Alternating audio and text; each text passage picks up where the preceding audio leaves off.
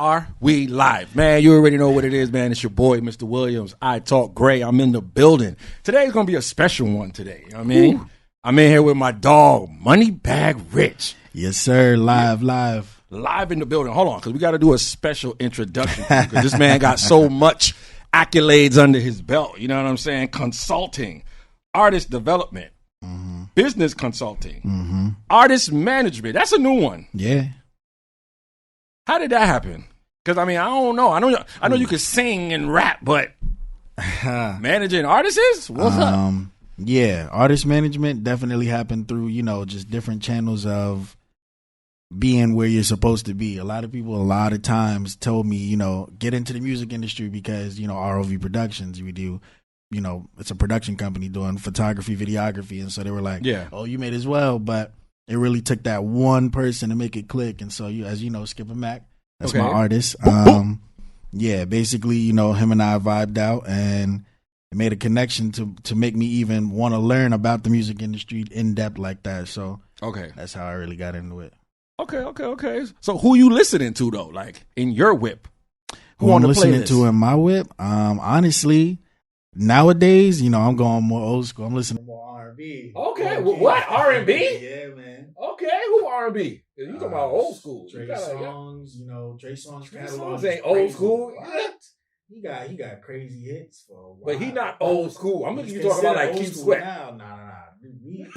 My old school, your old school a little different. You up there, all right? I wasn't trying to put your age out there like that, but I'm cool with that. You know what I'm saying? Yeah, that's where they learn from. School different. Okay, no, true. Okay. It's two different generations. You know what I'm saying? So I was going like R. Kelly. Nah. See, that's your old school. My old school is definitely around the Trey Songz phase. Okay, Trey Songz, Chris Brown type. Yeah, exactly. So who could you see Chris Brown going against in the verses though? Ooh, because that's been a talk going around. That's definitely a hard one because Chris Brown's catalog is intense, but he has like old hits and new hits. He appeals to a lot of different audiences at once. So when he was the innocent Chris, you know what I'm saying? Now he thugged out Chris. I wouldn't say thugged out Chris. He just grown. He grown Chris. True. Yeah. You know what I'm saying? People still expect you to be young when you get older, man. No, that's true. I mean, you can have the young energy, you know what I'm saying, but you still gotta rise up above in terms of wisdom and stuff like that. But people was talking about Usher, but I don't think he could go against Usher. Wait, what? I just don't. Not to say, okay, Usher is old school in my time. You see what I'm saying? Chris Brown is more your time. You see what I'm saying? So I don't think like that will be a good, not to say that they can't both rock, but it won't necessarily be a good matchup. I mean, it will and it won't, but I mean, Usher kind of taught Chris Brown a lot of things, and he says that, you feel me? Like, but it wouldn't be a competition. It would just be accolade for accolade at that point. Like, they both appreciate each other on that type of level, and their catalogs are extremely different. Chris Brown goes into a bunch of different categories, EDM, house, all of that. And Usher kind of, just sticks to the R&B flow, which is fine. No, facts. But he's very humble, though. Chris Brown, I like that about him because even in that video that they got together, I forgot the name of the damn song. I know exactly what you're talking about. I felt like Chris Brown could have did more, but he be like letting the other people shine. Even when he was on the song with, what's the dude's name? The dude with the dreads. That was with B2K. Oh, Omarion. Yeah. I felt like he gave Omarion this a little, like he could have killed Omarion. Oh, yeah. I mean, I don't know if you saw the verses with Omarion and I forget who he went against. Omarion got bodied by Mario. I was in LA that time. I just couldn't get in. Yeah, Mario did his thing. Yeah. I forgot he could sing like that. Yeah, Mario did his thing, man. All the way. But you be singing too. I didn't even know that though. I'll drop a couple things here and there.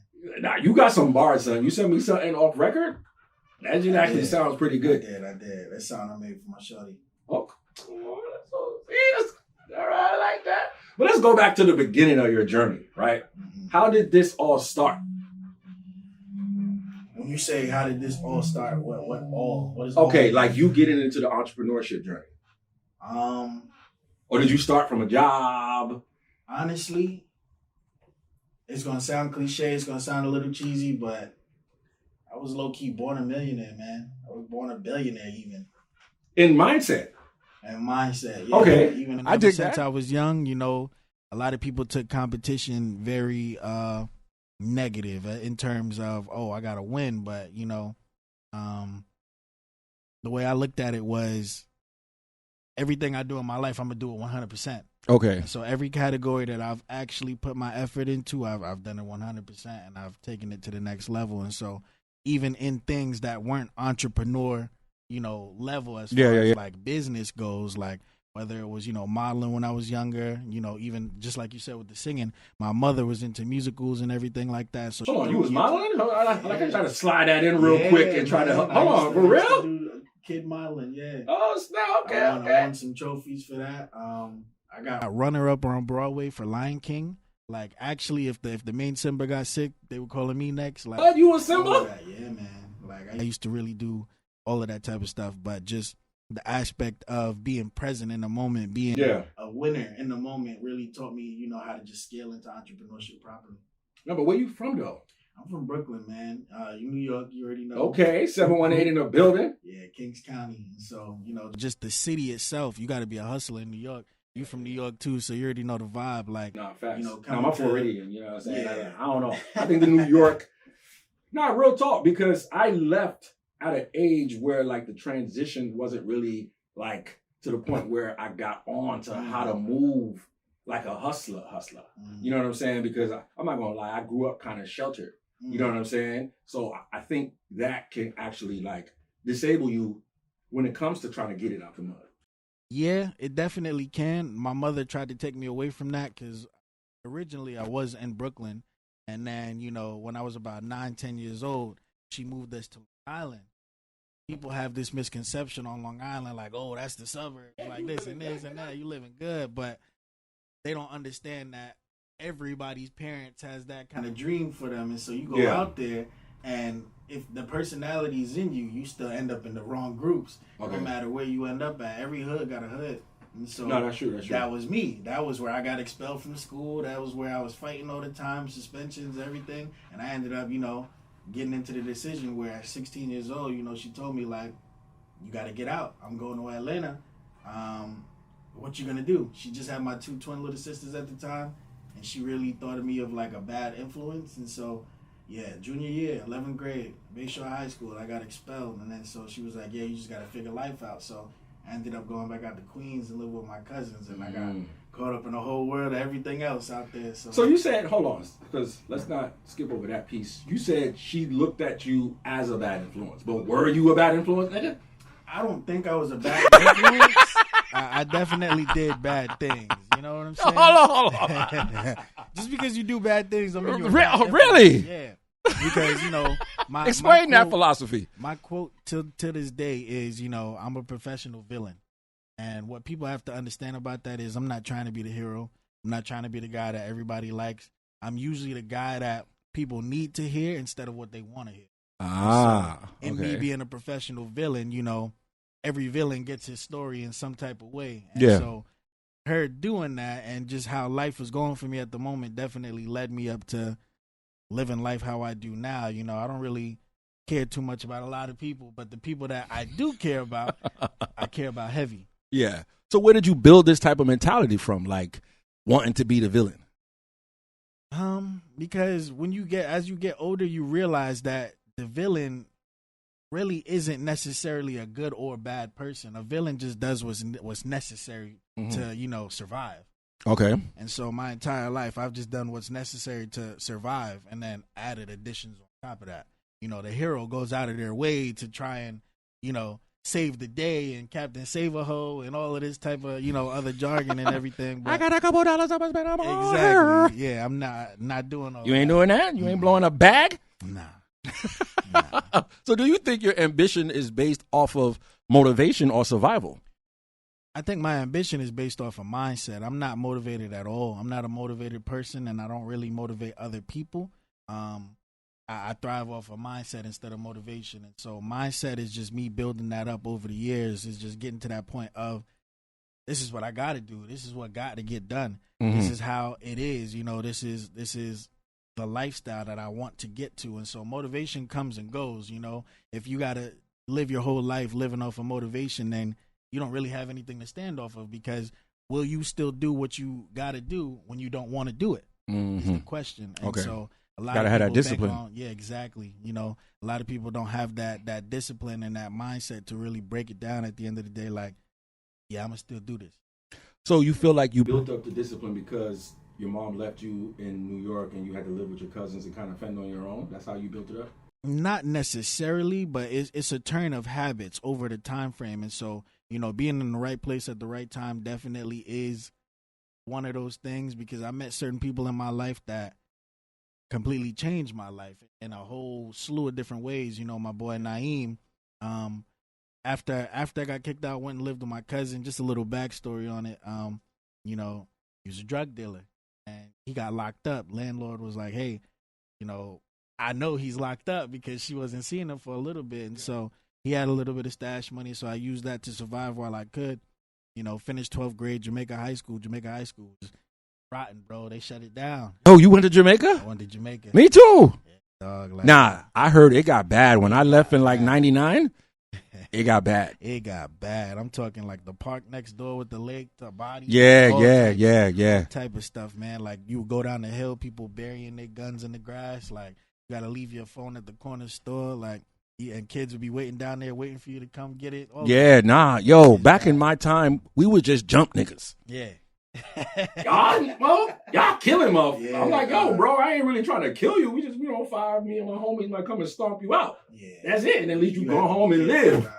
Now? Yeah. Yeah, they ended up shutting the whole school down. And so, you know, even going through that process, I ended up going back out into Long Island. And it was the kid that everybody used to bully in school, because in high school he used to wear suits all the time. Okay. And that was because of his father, which is a whole nother story. But, yeah. You know, he was a nerd. He was a geek, and people used to fuck with him because of that. Nobody respected that. Me, I wasn't necessarily like one of the popular kids, but I just fit in with everybody, you know? And so one day I actually slapped somebody for trying to bully him. You know, walking down the hallway, they were joking on his clothes, all of that type of stuff. I'm like, yo, I don't never got nothing nice to say, because, you know, I don't exactly, and here we go, me trying to be the fucking hero, but I don't want to be the hero, but I like helping other people. And that's when I really realized, that's when my mindset started changing. I like to help people with nothing necessarily in return. I just want you to win at the end of the day. And so nothing was wrong with this kid. I had a couple conversations with him at the time. He's just different. Yeah. And so people definitely ridiculed him because he was different. So I slapped the kid, got suspended, whatever. Came back, he was like, yo, you slapped somebody for me? And I was like, yeah. I was like, you know, not necessarily for you, but well, you just saw a situation. Yeah, and so, you know, that's how we really got close. Mm-hmm. And fast forward down the line, his mother was the one that took me in when I had nowhere to go. Okay. And so that's why I'm saying, like, certain decisions in your life definitely affect on how things go down the line. Yeah, and so, facts. Yes. So did you ever start off working, or was it always just straight entrepreneur?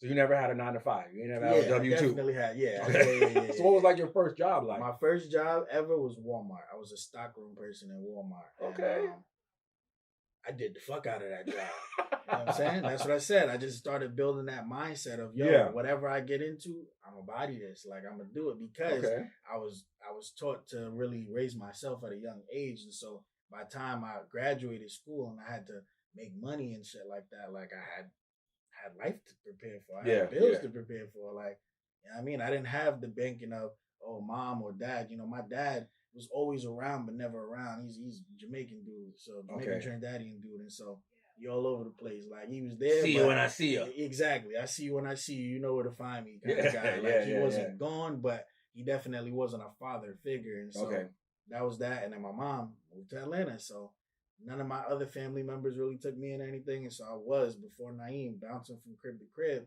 you know, just trying to survive. And so I'm like, all right, cool, I got to be able to take care of myself. So I went in there with the mindset of, I'm gonna become a manager. I'm gonna do this. I'm gonna get to the next level. Okay. You know, so you wasn't slacking. You wanted to move up and everything. Yeah.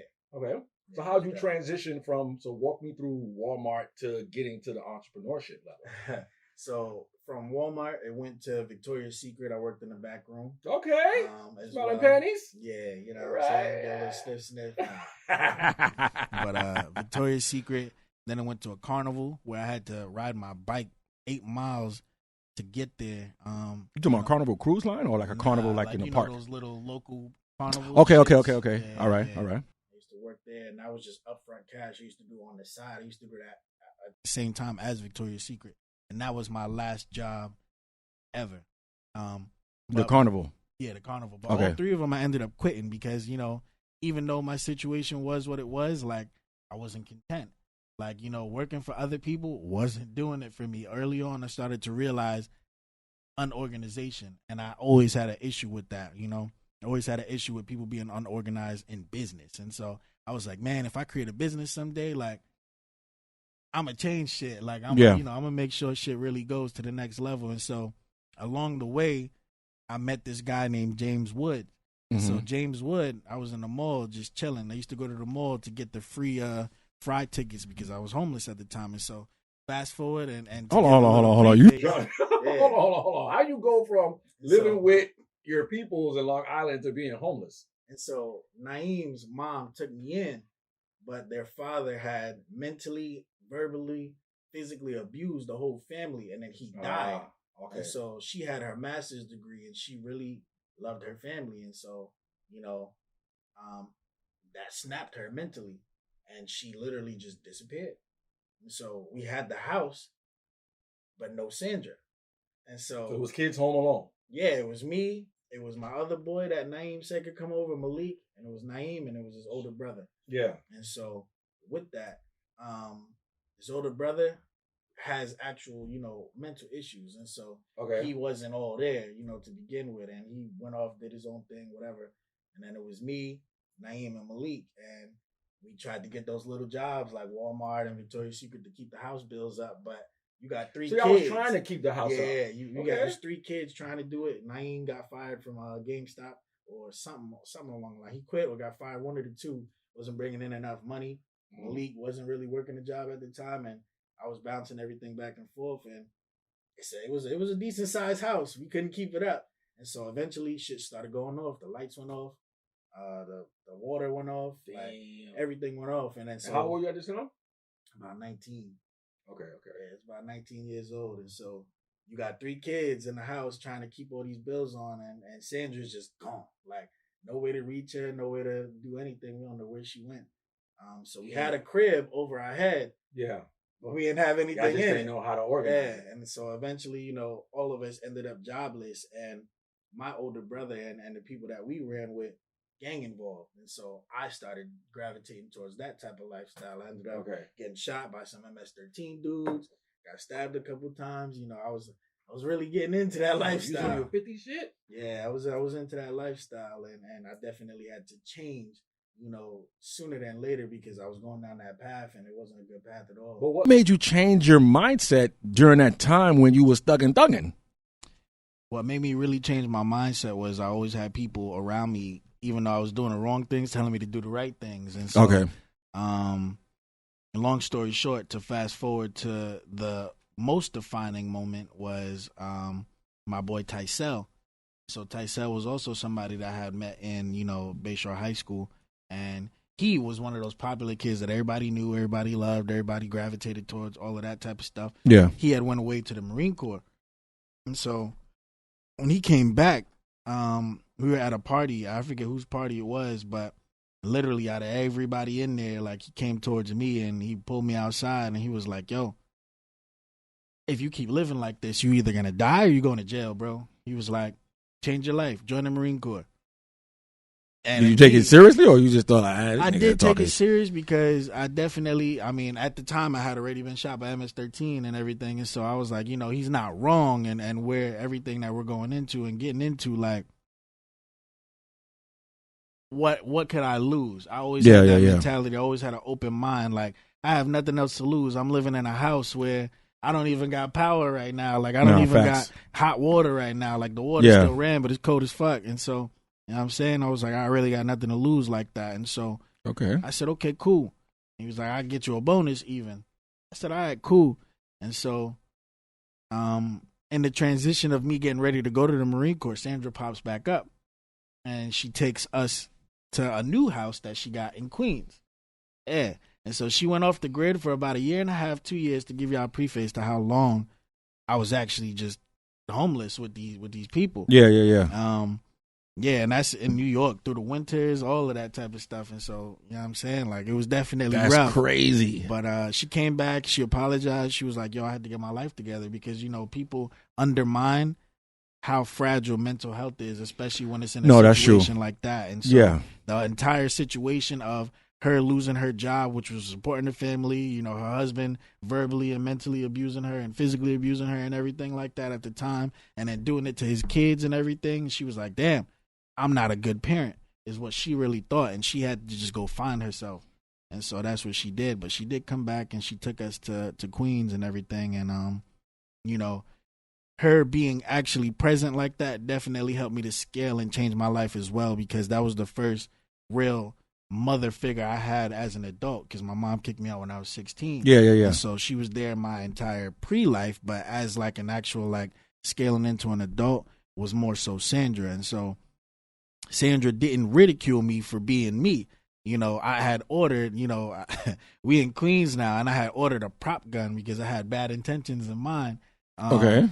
And she had ordered a package at the same time. She took the package to work, not knowing that it was my package, and she opened the package around a bunch of people, and it was a gun. She got fired from the job. Damn. So she came home, and I'm like, damn. Like, she was like, I'm expecting to get yelled at, even kicked out to that point, because I'm like, damn, like, my mom kicked me out for less. Like, you know what I'm saying? Like, this is a stranger damn near. Like, yeah. But she hit me with the, you just got to do better. She was like, you can't move like that no more. She was like, this is what we learned from. This is what we do. She was like, I'm here for you now. She didn't yell at me. Yeah, got fired from her whole job, ain't yell at me, ain't do nothing. And I was like, damn. No, nothing else. Just that. Just that. She was crying, but that was hell it. Yeah. What the hell? Yeah, that was it. And so I was like, okay, cool. Like, something in me also changed, because I never felt that type of love like that in that type of way from a motherly figure. And so I was like, okay, I got to do better. And so I started really thinking about the Marine Corps stuff. And so I started prepping, started getting into the books. And, Sandra still to this day supports me and everything. And I ended up going to the Marine Corps. My first year in the Marine Corps, the person who invited me, Tysell, died. Damn. Mm-hmm. And he didn't even die overseas. He died on some street shit? Not even on some street shit, but he died where we came from. Damn. Mm-hmm. And so that's just, So it made you keep going versus saying, man. Because I was already stuck in it. I already signed a 4-year contract. Okay. Damn, you didn't sign the dotted line. I got no choice but to keep going. But at the same time, it really made me think about it like, yo, what if he had never even came to me and said Yeah. So, sir, me and him hung out before here and there, but nothing on like a really like, that's my best friend, major level type thing. And so, that's why I say everybody he just gave you a good opportunity. Comes into your life for a reason, whether it's something minuscule or something drastic. No, facts. And so in the Marine Corps, I was like, okay, this was his dream. This is really what he wanted to do. And so I said, the least I could do is just take it to the next level. So how long were you in the Marine Corps? 4 years. Ended up pretty much pushing towards 5 because of my last deployment. Okay. So how was it like over there? Shitty. Give me an overview. Like, where were you stationed at? Iraq? I was stationed in 29 Palms, California, which is literally where they say Marines go to die, because it's the middle of nowhere. It's the desert. It's the desert. Like, you look out your window and you're going to see that dust ball fly by or whatever. Like, there's nothing to look at. So what was the mental like structure over there? Like, did they have y'all waking up at 4, throwing water in your head? Nah, damn near. I mean, tying you up. When we first started off, it was still a mix of like old school Marine Corps / new school Marine Corps. And so with that, people went into like, we were getting hazed, where hazing is like it's almost like, when you go into a fraternity and they have you do dumb shit to really be a part of it. Like, they were doing that. So my first night in the fleet,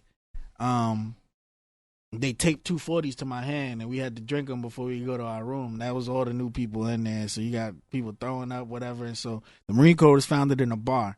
And so that's what we prided ourselves on, was drinking. So everybody in the Marine Corps drank, and drank a lot. Ain't no strenuous training. There's strenuous training. There's all of that. We definitely did wake up at 5, do all of that type of stuff. And I was never a long distance runner like that. I hated that shit. I would throw up, fall out, complain. You know what I'm saying? Like, it's not. I sprinted my ass off though. Ain't nobody beat me in sprints. But the extra stuff, it was like that. But I was a combat MOS. I came in there as a tank crewman. That's what I did for a living. I blew shit up. So you was in the Marine Corps, right? You was blowing shit up. Now you're finished with the Marine Corps, right? Why you ain't go be a policeman, a security guard? Because you look kind of brolic. You ain't be a security guard, no security company, nothing. What made you get into the business that you're in now? So that's my mindset. And so while I was in there, I definitely built to get to a certain level of mindset. One, for Tysell, his dream, I'm like, okay, cool. This is the minimum I could do for him, because this is something that could really change my life. Mind you, this is me coming from being pretty much homeless to getting into an actual professional career type thing. And so I'm like, all right, cool. What can I do to not end up back on the streets when I get out of here? Because it wasn't like anything else major had changed besides what was going on. I said I got 4 years pretty much to get my life together. And so it was on one of my deployments where I started reading a lot of books. Okay. I ended up reading 42 books in that time span. Because it was 12-hour days over there. We had 1 day off a week, so 6 days a week, 12-hour days, 12 on, 12 off. 130-degree weather with like 40 pounds of gear on your chest, all of that shit, 80% humidity. It was bad. People were dropping even after drinking gallons of water and shit. Damn.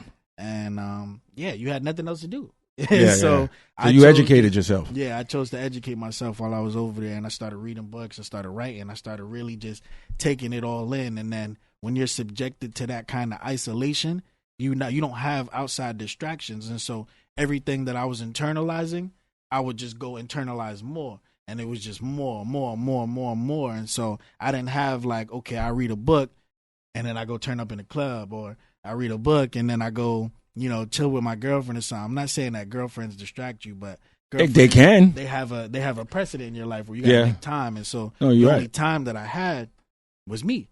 Yeah. Me and Post. And so I was like, all right, cool. This is what I'm gonna do. And so when I got out, I had a plan, because I still used to play this game, and so that ended up being my first 6-figure business. Hold on. You move kind of fast. So you were playing a game and you made it a 6-figure business? Yeah. What game you playing? League of Legends was the game that I really started off on. And okay. So this is after the Marines? This is during and after the Marines. All right. Mm-hmm.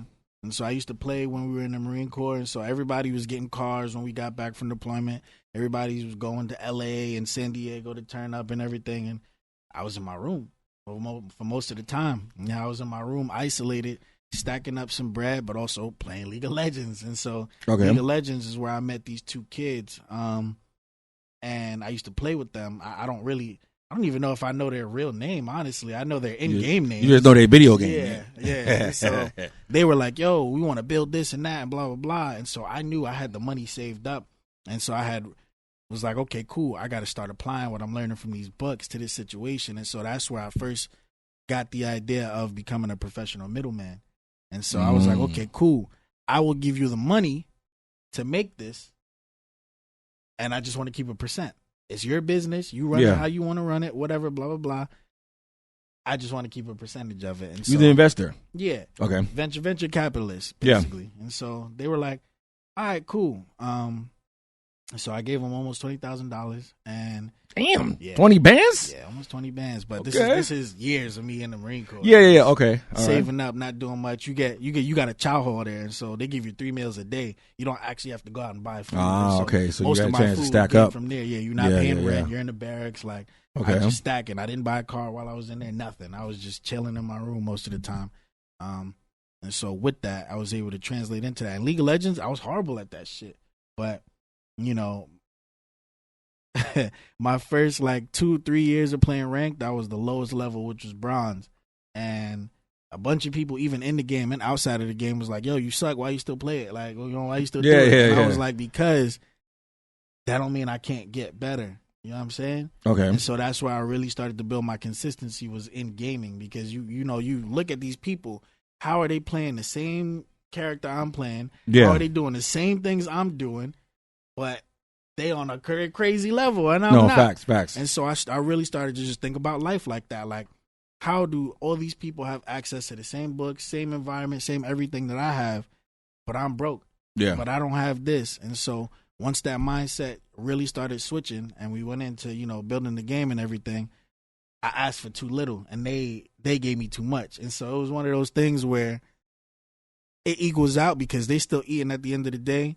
And I hope they definitely see this video because they know exactly what I'm talking about. Yeah. And so the percentage that I asked for, I ended up making my 20 bands back. This is 2016 when I got out the Marine Corps is when I officially gave them the bread. I gave them the money. They built the website, everything like that. I added a couple creative tweaks and all of that to it, but it was just an investment at the time. I wasn't expecting it to take off like that. They weren't expecting it to take off like that.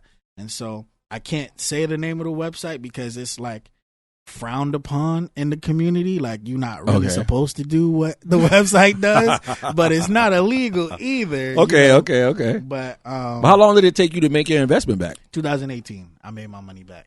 Okay, that's not bad. And so, even till today, I make on a small level, maybe like $3,000 on like a high level. If they have a good month, like almost 5. Okay.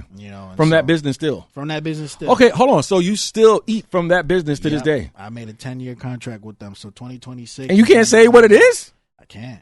Why? Because they could get in trouble. I could get in trouble. Why? What are you talking about? Is it the feds? It's an NDA on it because the type of website that it is, it's like, this is for gamers. You got to understand. It's a website of people that play the game for people to get them to a level that they can't get to. So it's like cheating almost because you give somebody else your account. You didn't really get you ain't to that nice level. Like that. Yeah.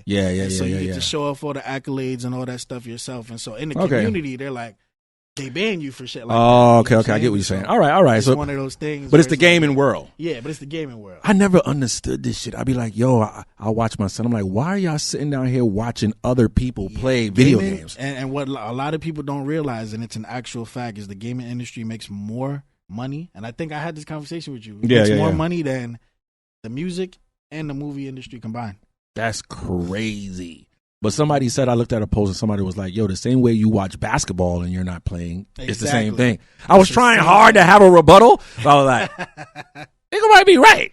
It's the same thing. And so after I realized what was possible in that, network marketing was officially what really started me off in entrepreneurship. The same guy that brought me in at that one point when I was in the house with Naeem and them, James Wood, like, he used to be a gamer too. That's how we ended up connecting. But he brought me to something called Amway. I don't know if you ever remember Amway or some shit like that. Amway. It's super old school, but it's one of those MLMs, the multi-level marketing companies. Okay, yeah, they had a bunch of them back in the day. Yeah, there's a bunch of them still today, and there was a bunch back then. And so even though I felt like it was a scam, the books that they were giving me, the personal growth that they were giving me, the processes that they were giving me, helped you in your mindset. Still helped me in my mindset because they really wanted you to win. Yeah. It just took you a lot more to win in that type of system. Yeah. And so, I joined something around, 2017, 18 called ACN, which was the same thing. It was an MLM, multi-level marketing company, where I met one of my mentors, Steve Pierre. And, it taught me a lot of personal growth and everything as well. And so now here's me after the Marine Corps. I'm like, okay, I don't want to go back into a 9-to-5 situation, but I'm not going homeless either. Like, I just built something that's really working, that's really, pumping out, bread for me in this type of way. Ain't no way I'm going back. Yeah. Yeah. So in the company, even though I knew it was multi-level marketing, I used that to my advantage. And I was like, okay, cool. I got to do what? Make 1,000 phone calls.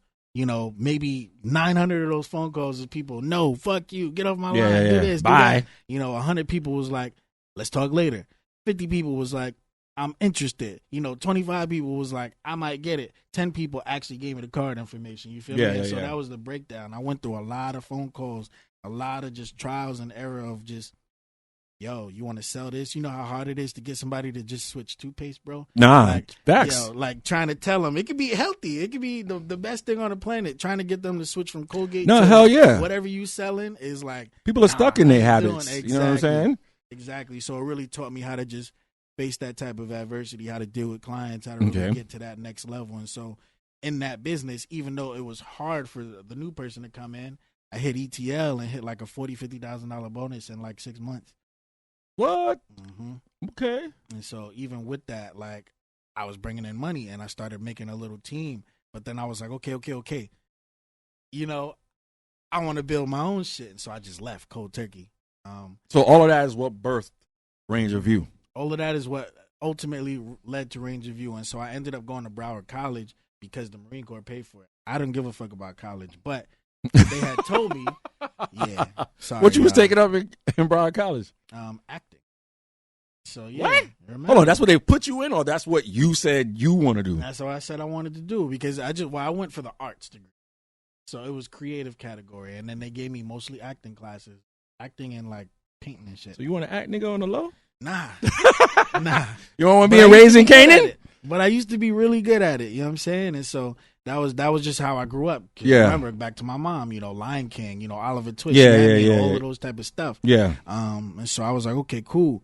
I could vibe with this. I feel like I'm working, but I'm not working, even though, you know, so, and the school is paying me to go to school. So I was like, fuck it. I might as well go to school, but I don't want to do anything academic. I want to do, you know. Something you enjoy doing. Exactly. Yeah. I've always been a creative person. So I was like, all right, I want to stay in the creative field. And so, again, this is how certain decisions, you know, lead you to where you. I'm seeing it now. It's getting clear a little bit. And so I got on this music video set. And on the music video set, I met Dre Films. Dre Films is. I know who you're talking about. Yeah, he's one of the bigger cameramen for Rick Ross and all of that. Yeah. Yeah. And so I asked him. I only got paid $250 to be on that set for like 6, 7, 8 hours even. You know what I'm saying? I was like, if you don't mind me asking, how much y'all getting paid for this? And it was like a 6-7 man team. They were chilling. Nobody was stressed. Nobody was doing any type of thing. But the cameras looked good. Everything looked good. And he was like, oh, this is just a small job. You know what I'm saying? I was like, what is a small job? And it's like $60,000. And I was like, $60K? Yeah. I was like, 60. Wow. Like 60,000. Yeah. And so I got a video with me and Dre Films, and I'm like, yo, it's Dre Films, you know, we out here, you know, whatever. Yeah. But then I was like, I gotta go on the other side of the camera. And so fast forward, I ended up going to FAU. Okay. The Marine Corps gives you, ironically, 3.5 years of college paid for, where you can go pretty much wherever you want. And me, I don't care about college, but they give you money to go to college. And so the Marine Corps is paying me about $2,400 a month to go to school. And that's so when you say you don't care about college, right? Mm-hmm. Why is that? Because I wanted to make money. Nobody in there, you can't teach me how to be a millionaire if you're not even making $1 million. Okay. You know what I'm saying? Like, no category that they got going on in there is really doing any of that. I didn't want a profession like, you know, a doctor or a lawyer or anything like that. Like, I wanted to be creative. I wanted to do whatever. And I had the process. I had read a lot of books. Okay. And so I was like. So you did a lot of self-education. Because I would say, okay, college would teach you about, like, the business side of stuff, like P&L statements, things that most business owners, well, I'm not going to say most, a lot of business owners that's coming up, they don't really know anything about. Exactly. And so, you know, even within that, like, it taught me lessons from some of the people that I did meet in college. You know, I met this kid named Brian, Brian Key, Asian kid. I tried to get him to join on one of the businesses that I was doing. Okay. And this was my dog in college. And he was like, nah, bro, it's not for me. And that shit hurt, bro. I was like, damn, like, we could really make money. Like, we could really do this and whatever. Fast forward to now, Brian opened up 3 restaurants in Miami right now. You know what I'm saying? So he was successful in his own right. And so that taught me, you know, just because it's a play that you have don't mean it's the right play for you. No, facts. You know, even with everybody, you know, even till this day telling me, oh, you got to get an Airbnb and do this and real estate. I'm just like, nah, dog. Like, I might get into that eventually, but the route for me right now and what I pride myself on is systems. You know, and we had this conversation, you know. Yeah. Trust. Because I don't 100% agree with you, but I get in regards to, I get what you're saying. but I still feel like at the end of the day, you have to leverage other people's money. You do. And you see what I'm so I saying? definitely do that. In my route to becoming the master middleman, I've definitely done that. And so back to, creating ROV, we're in FAU. I meet this guy named Dan. And so Dan has a camera in his closet. I don't own a camera, but I have the business mindset. I said, yo, we're going to use your camera. We're going to get some jobs. We're going to build a company. So do you have the jobs and everything set up at this time, or you was just speaking things jobs. into existence? We just speaking things into existence. Because I was a firm believer, and everything that I said I would do, I was doing it at that time. And so I've always had that mindset, like, yo, I'm going to get it done regardless. You feel me? And so all Dan did was trust me. You know what I'm saying? I was like, yo. So Dan, you talking about hype? I'm talking about hype. Okay. So all he did was ended up trusting me. At the time, he had this car in the school parking lot. And I think to get it towed back to the crib was like $200-something. And he was like, bro, I can't even afford that. And I was like, yo, trust me, and you're going to be able to afford that. We're going to get you jobs that's going to be able to do that. We're not going to have to deal with this situation again. And so, So you started it with Dan? I did start it with Dan. Okay. I started it with Dan. That led to us, getting 10, 15, 20 bookings. And then once we ended up getting some bookings, I bought my own camera. Okay, hold on. Me and him have a camera. Let's slow up a little bit, right? Okay, so you started the business with Dan, right? You got him to see the vision, even though you ain't have a camera, right? How did you bring awareness to the brand? And so when you're trying to become a professional middleman, the best skill that you have to have is knowing how to connect two things: the work to the person that wants it. Okay. And so if Dan has a camera, all I got to do is get Dan jobs.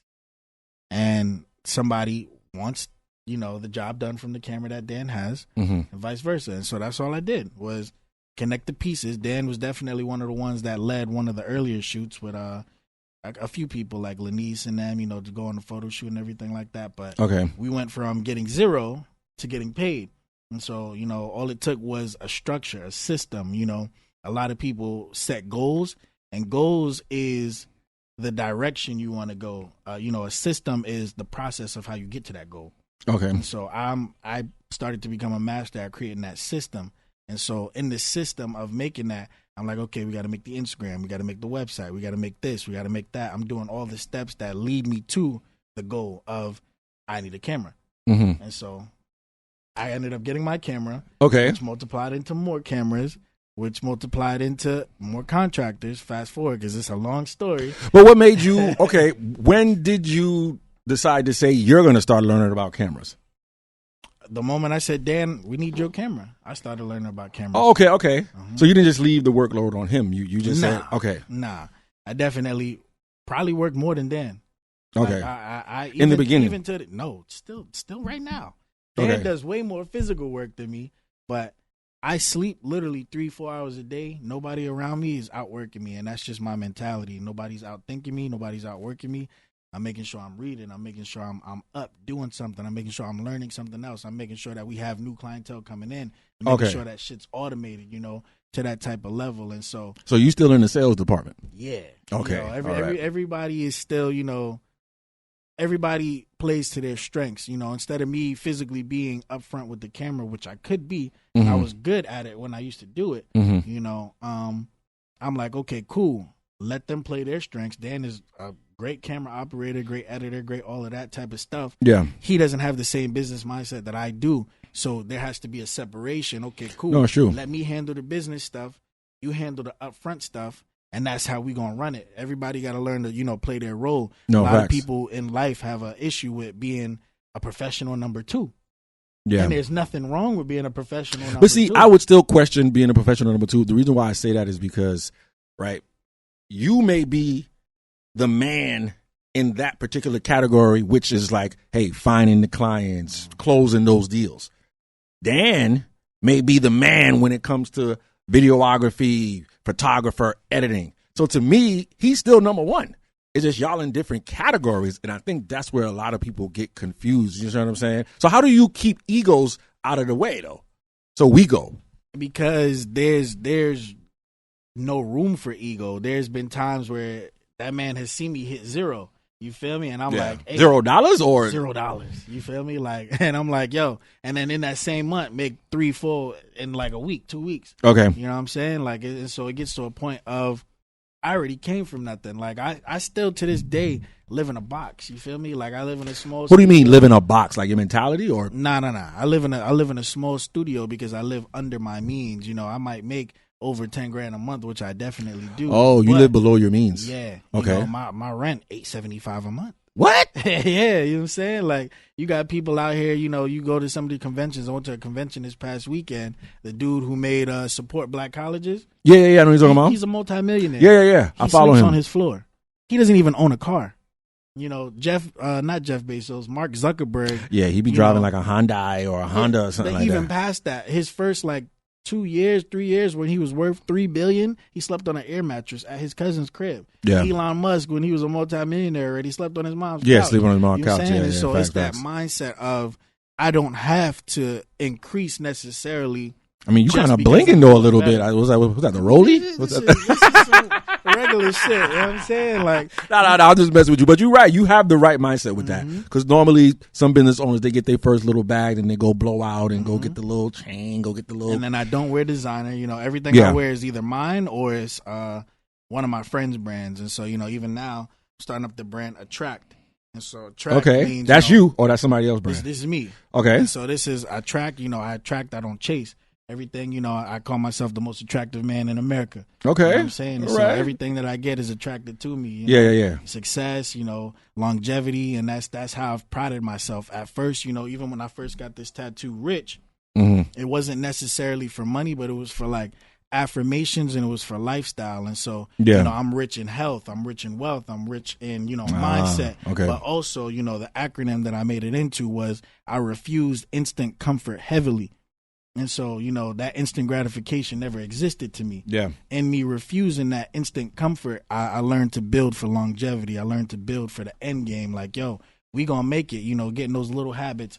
I'm gonna stay up, you know, an hour longer than somebody, or I'm gonna stay up till 5 a.m. while everybody else sleep, or while people at the clubs are doing this and that. You know, I'm gonna do it for another month.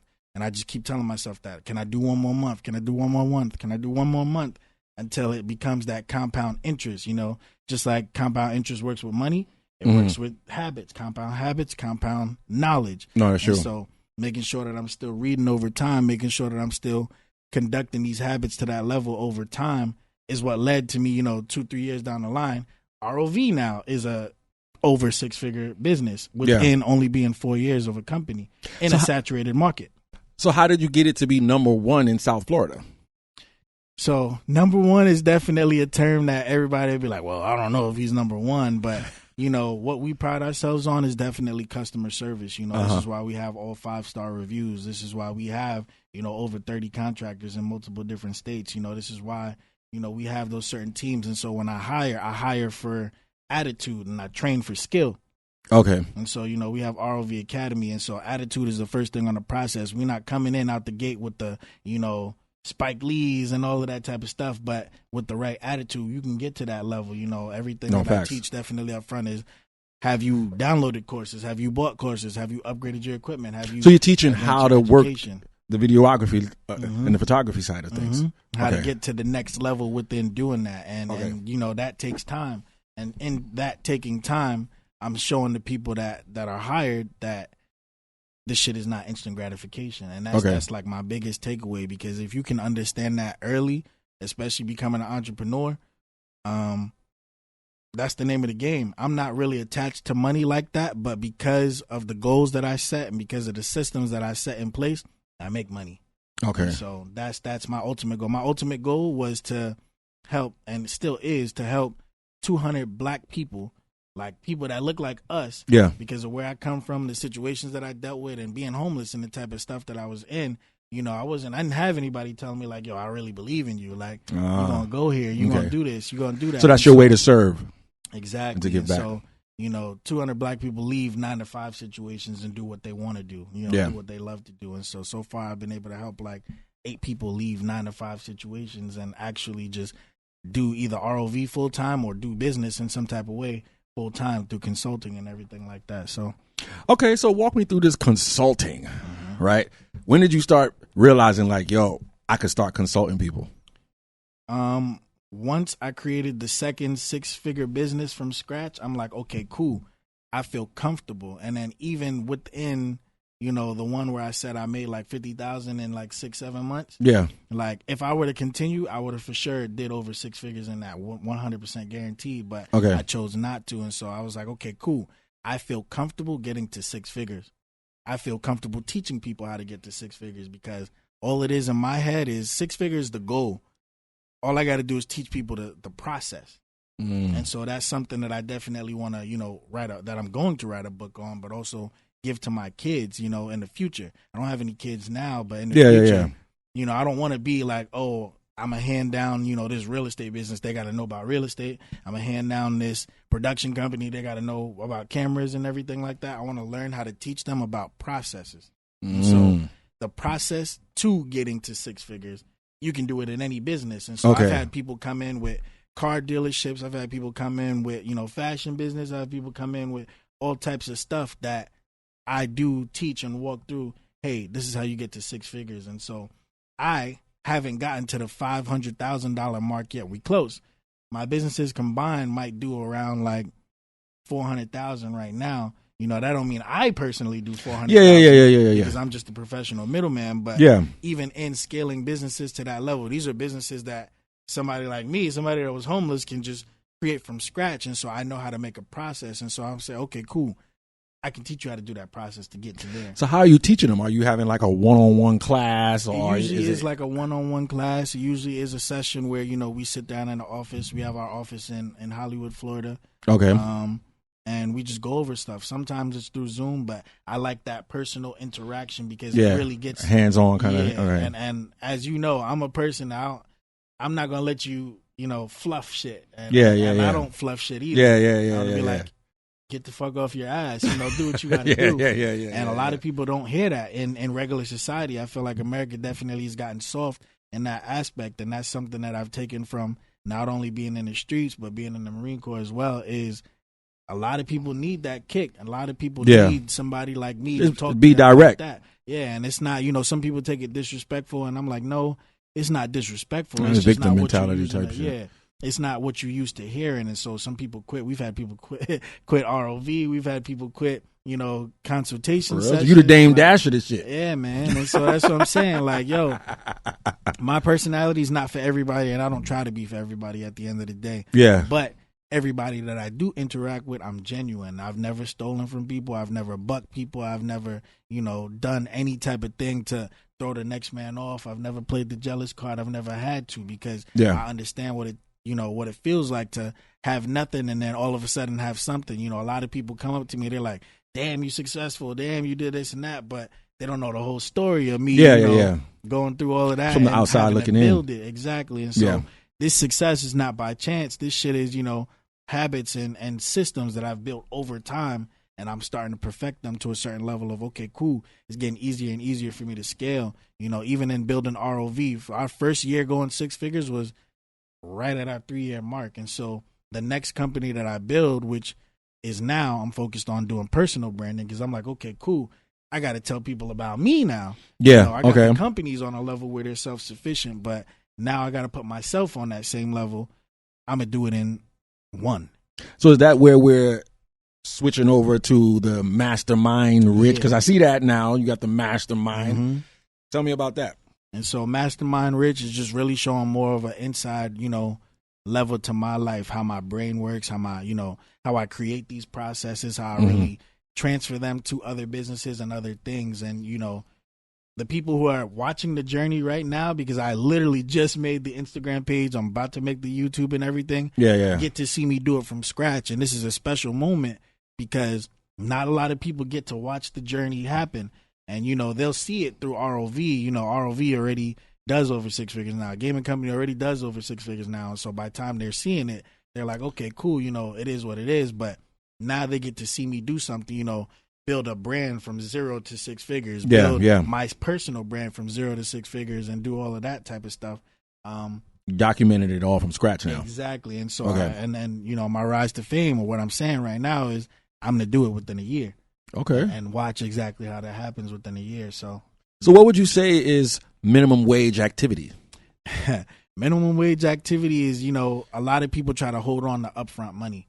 A lot of people try to hold on to things that they could have somebody else doing. And so, guys who are making money in their business, and I know a few right now doing 400, 500, 600,000 that still shipping their own packages, still, doing, phone calls for their business, like actually sitting at the desk type thing, like whatever, ROV, shit's automated. We got the receptionist sitting there. They answer the phone call, see what type of phone call it is. They got 3 numbers to send it to, and they send it to one of those 3 numbers. Usually it's me, and then I get it from there. But they tell me who it is and what they want already, so I can just get right to the conversation.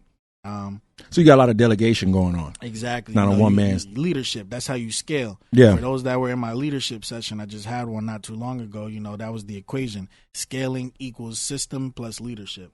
And so learning how to build leaders properly is what makes these businesses automated, where I don't have to be on the camera anymore. I don't have to physically be there anymore. I don't physically, have to type in the group chat every 5 seconds like, hey, you're doing great, guys. Yeah. I'm not the motivating factor for that. Will I do it every now and then? Yeah, because it's also good to give back to your people, and it's also good to let them know that you appreciate them. And so we do have awards. No, facts. We do have trophies. I've made trophies and handed them out, member of the quarter, this and that, at annual meetings, all that type of stuff. So, it's good to uphold it in that type of way. But at the same time, there's certain delegation tasks where if you're really a CEO, and for everybody that's from the hood, nobody knows what the fuck a chief executive officer is. Like, even if you were to break it down, like, what is that? You feel me? Yeah. So I changed the definition of CEO into control every option.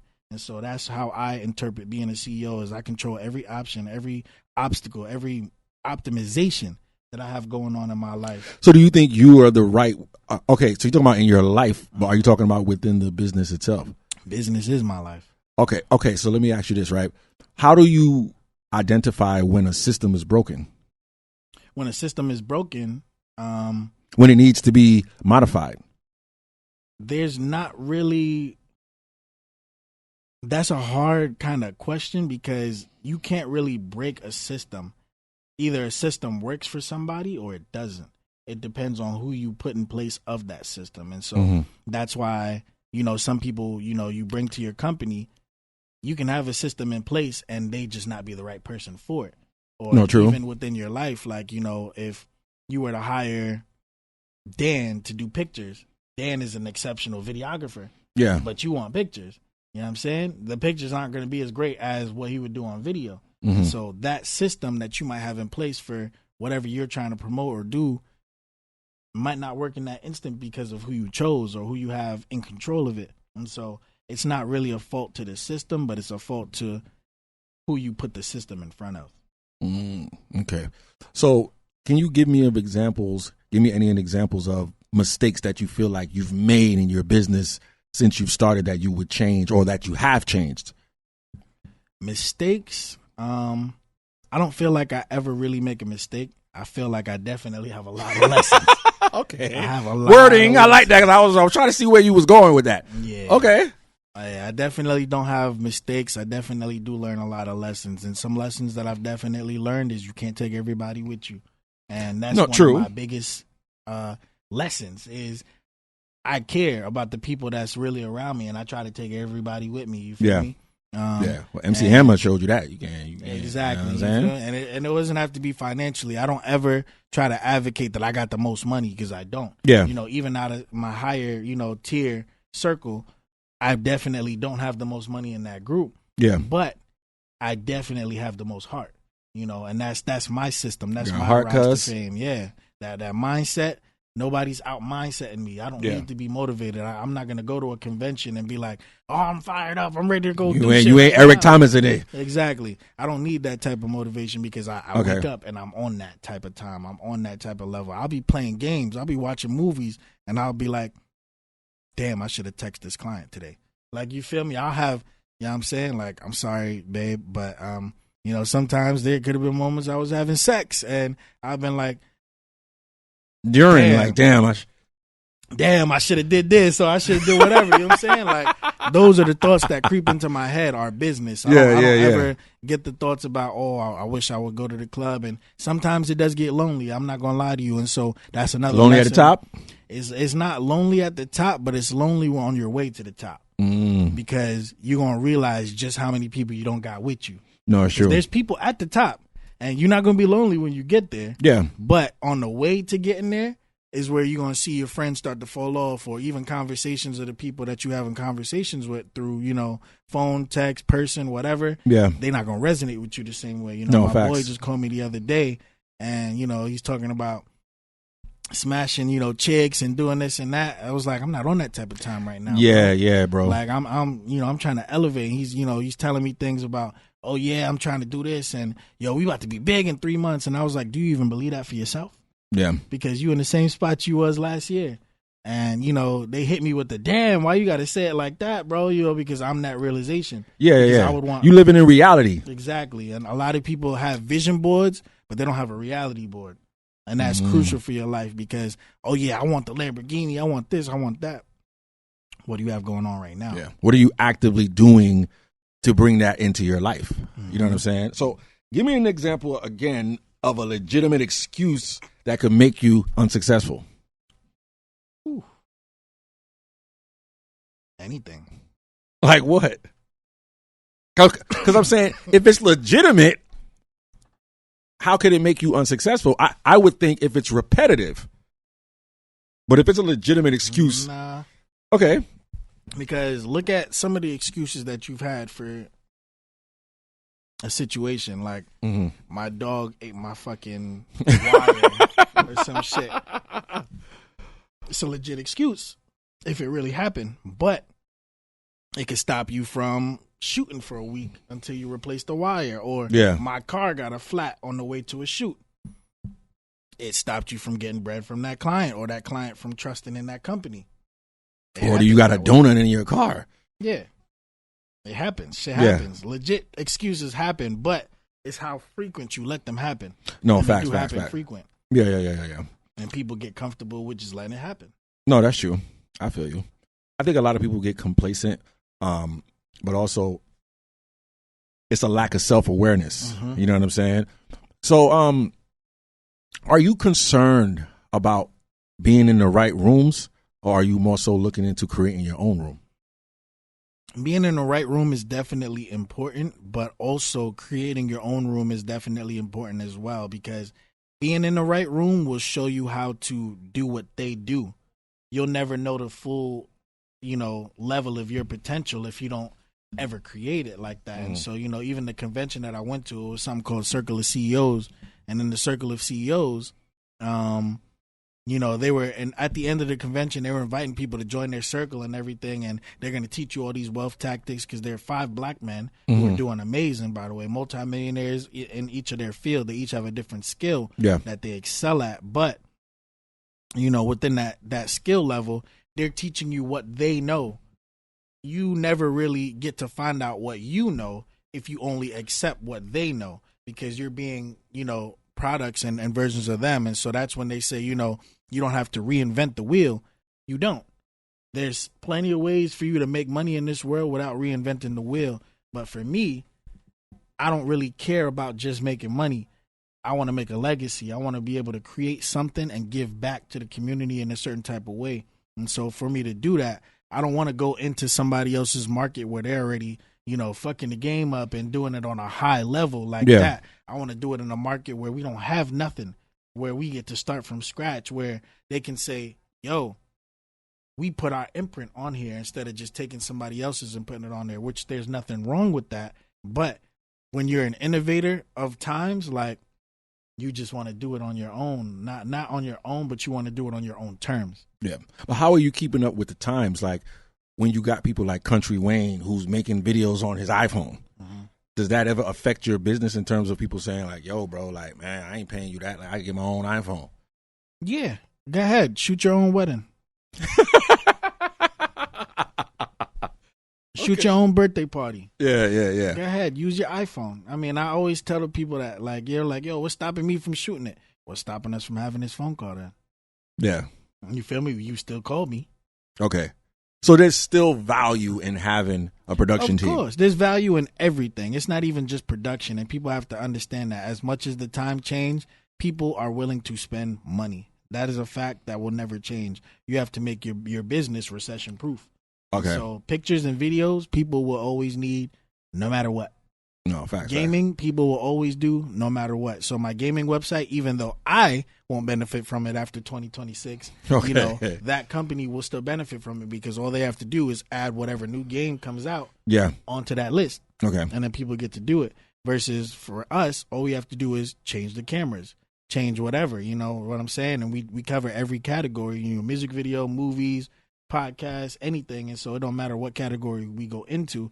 It's all marketing, no matter what business. If you cut grass, if you do lashes, if you do hair, makeup, whatever, there's people out there that are multimillionaires in your field.